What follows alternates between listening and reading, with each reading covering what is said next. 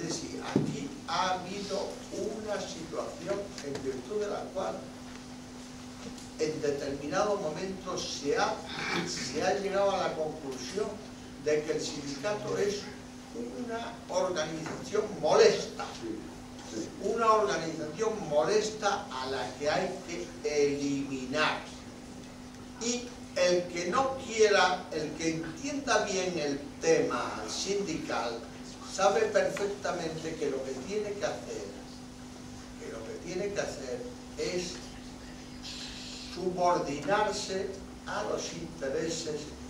que debe servir. Y los intereses que deben servir son sueldos, posibilidades de promoción, etc. Yo no tengo ninguna fe en ningún sindicalismo actual. Y en ese sentido creo que haberle respondido de alguna manera, porque no sé qué otra cosa decir. Octavio. No, yo creo que hay que retener de las dos intervenciones, sobre todo para lo que concierne a Cuba y lo que es el centro de esta reunión, que es la defensa, o por lo menos la preocupación por la responsabilidad social corporativa, es precisamente que lo que fue la lucha de los sindicatos o de los sindicalistas contra la dictadura franquista no se puede comparar a lo que es la lucha actual de los sindicalistas que luchan por sindicatos independientes en Cuba,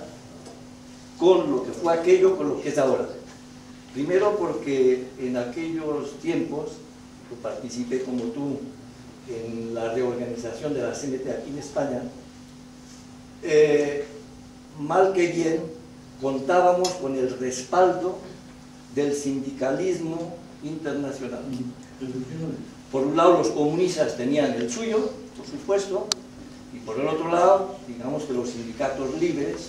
apoyaban principalmente la UGT, a la CNT también porque estaba en la alianza sindical, como sabrás, con la STB.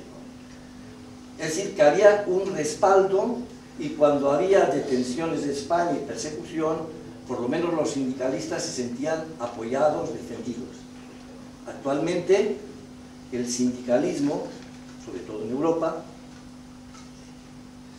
protagonizado por UGT aquí en España y por Comisiones Obreras, que son los dos sindicatos mayoritarios, que corresponden a ese sindicalismo que él ha dicho, ¿no?, que sirven al sistema.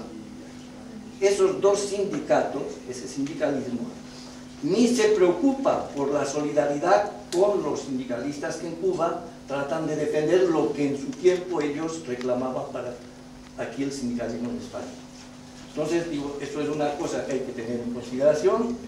porque si no, no solo no tendremos ningún éxito para conseguir solidaridad para los que tratan de reconstruir el sindicalismo independiente de Cuba,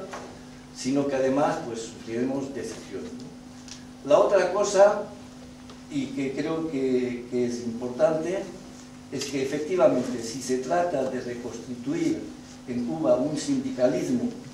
que tenga sentido y que valga la pena de luchar por él,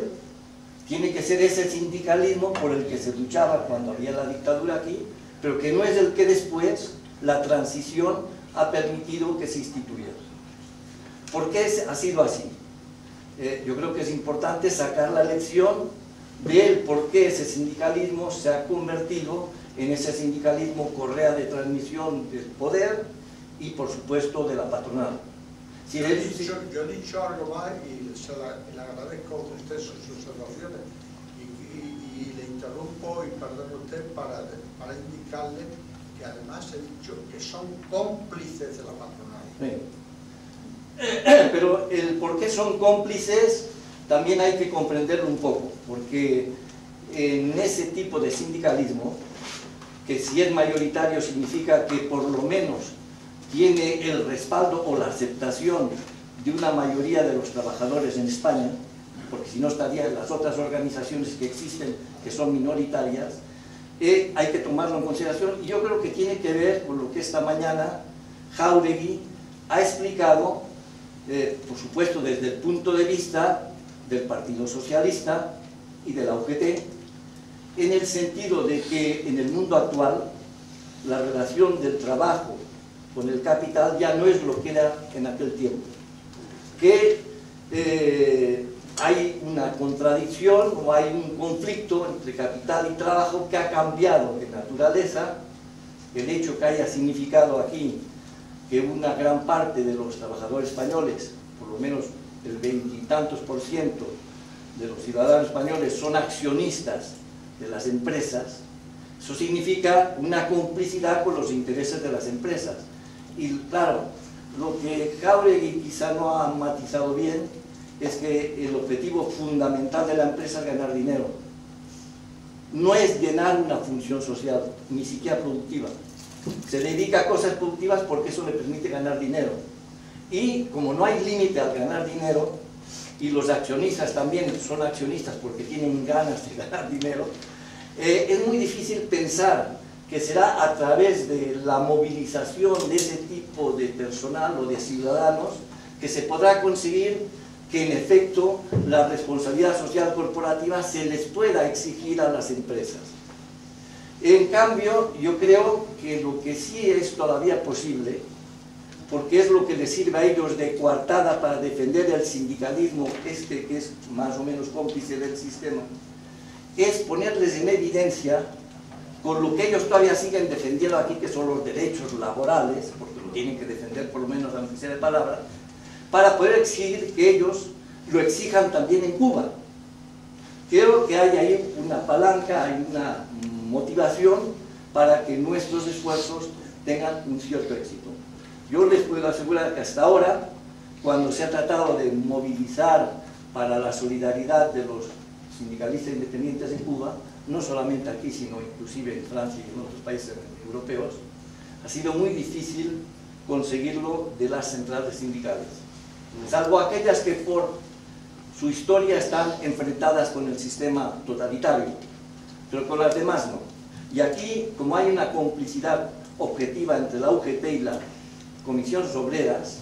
y una repartición del poder también entre ellas, solo se ha podido poner en evidencia y hacer algo en solidaridad y para denunciar el sistema represivo cubano a través de organizaciones sindicales minoritarias. Entonces yo creo que la importancia que tiene para que esta responsabilidad social corporativa, que efectivamente,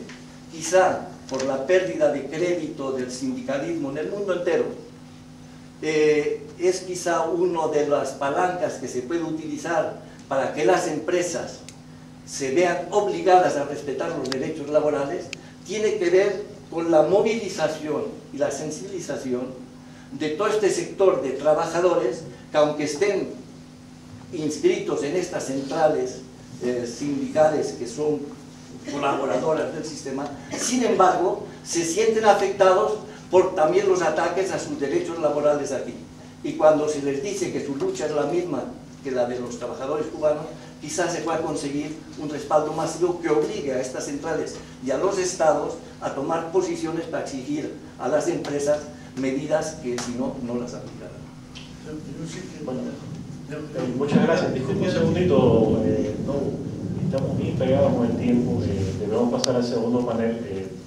Vamos a dar unos cuantos minutos más para que usted responda a las próximas preguntas y en aras del látigo, sinceramente tenemos que continuar con el próximo panel. Es que me parece que aquí se ha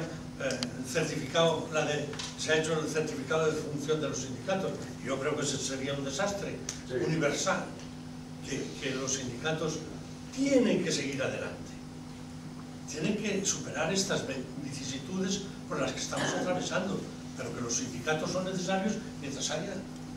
patronos, mientras haya empresarios que se lleven los beneficios, y vamos, que se los llevan de todas